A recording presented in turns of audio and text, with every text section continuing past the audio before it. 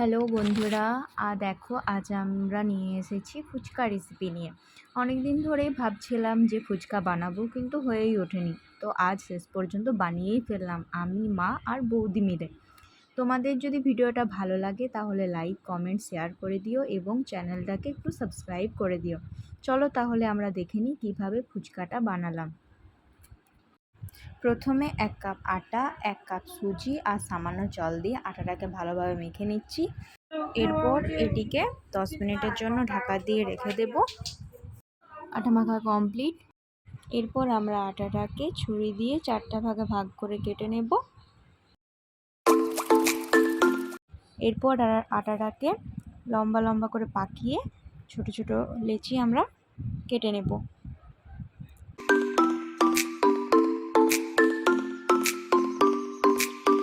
এরপর আমরা সেই ছোট ছোট করে লেচিগুলোকে হাতের সাহায্যে ছোট ছোট গোল গোল করে নেব।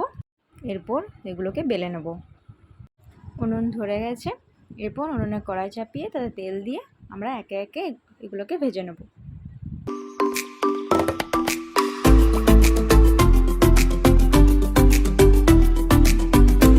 ভাজা কমপ্লিট, আমাদের ফুচকা রেডি।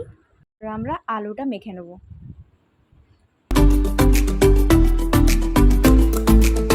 এরপর আলুটাতে একটু করে লঙ্কা গুঁড়ো, নুন, ছোলা, পেঁয়াজ, কাঁচা লঙ্কা, জিরে গুঁড়ো এগুলো দিয়ে আলুটাকে ভালোভাবে চটকে নেব।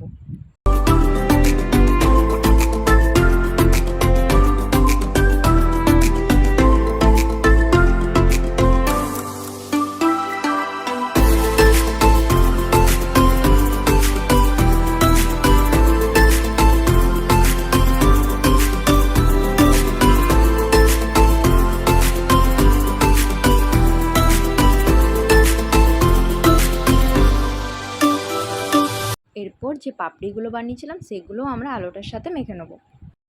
আমাদের আলু মাখাও রেডি। চলো তাহলে এবার টেস্ট করা যাক যে কেমন হয়েছে।